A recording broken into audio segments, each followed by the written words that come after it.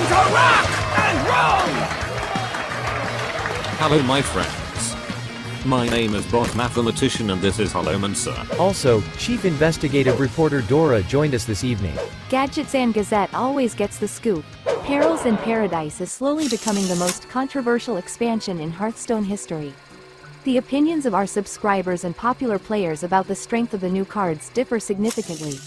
Even the content creators' assessments coincided only in a few cases. According to the vote of our viewers, only a few legendary cards were considered super strong, while most of the cards were considered balanced and potentially very useful by the community. All of this may indicate a good balance of this expansion or the hidden explosive potential of the new cards. This will definitely be an extraordinary set that will create either a major disaster or an unprecedented success in competitive play. But before we start, we want to ask you for help. Due to the lack of electricity in Ukraine, we were unable to create a traditional video about the facts of Perils in Paradise. Typically in this type of video we measure the level of player engagement throughout the expansion phase. To do this, we collect data on the level that players have reached on the reward track. This is one of the most important metrics for determining overall satisfaction with a game. Taking into account many factors, we can determine how much time our viewers spent in the game on average. On the board you see the results for each previous expansion. Some players claim that the current pre-release meta is one of the worst, which means that this should cause players to spend less time in the game, which will ultimately lead to a decrease in the number of levels on the track. Let's check it out. To do this, write in the comments under the video your current level on the rewards track and if possible, the percentage of completed gameplay achievements for the Whizbang expansion. The more results you write, the more accurate the picture we will get. Thank you for your help and activity. Now let's continue. Reveal season is my favorite period. This is the time for speculation and the most unexpected assumptions. Identifying the worst card in a set and discovering after release that it's a meta breaker is a lot of fun. Our main task is to collect all the ratings for you in one place and create an idea of the general impressions of the community. This top will help you identify cards you'll be happy to find in packs. Throughout the reveal season, players have been coming to our community tab to share their ratings and impressions.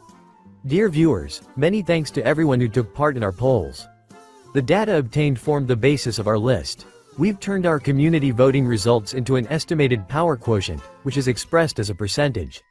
Let's imagine that everyone in the poll voted that the card is meta-defining and deserves a 5-star rating.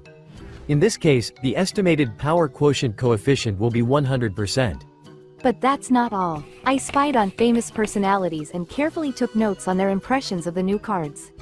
I collected ratings from Zeddy, Rarran and RegisKillbin. It is worth noting that each popular expert has his own method of compiling ratings. Our list is created based equally on community votes and the opinions of popular experts. For each card, we've added a star rating based on the overall score and a stamp that shows the card's prospects in more detail. Let's finally get to the list. Oh, legendary!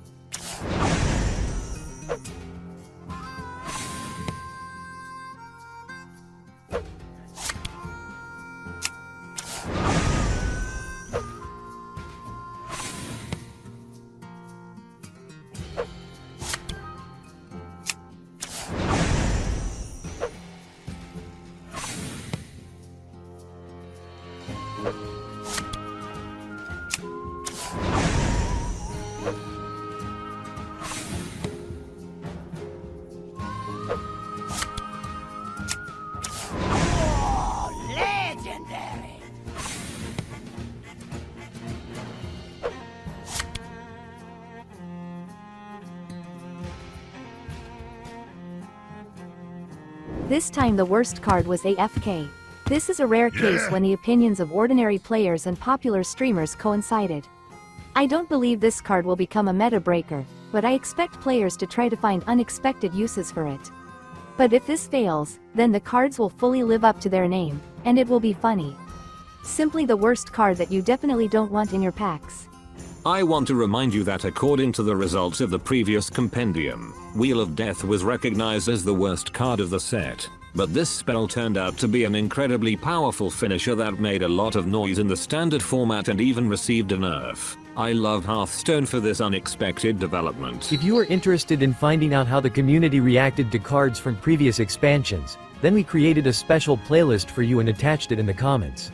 The best card was also determined almost unanimously. Sandcastle is strong on its own, but as part of the buff archetype, the card will receive additional stats and become an ideal board control tool.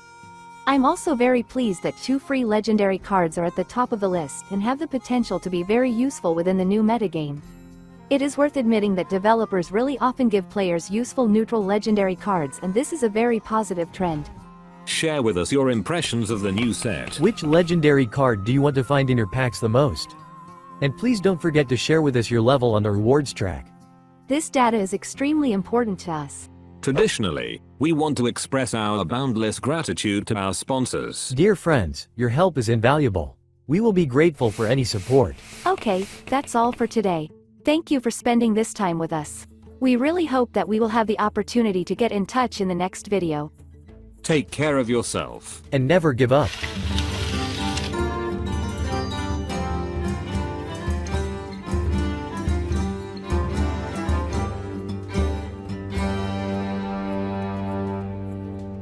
Job's done.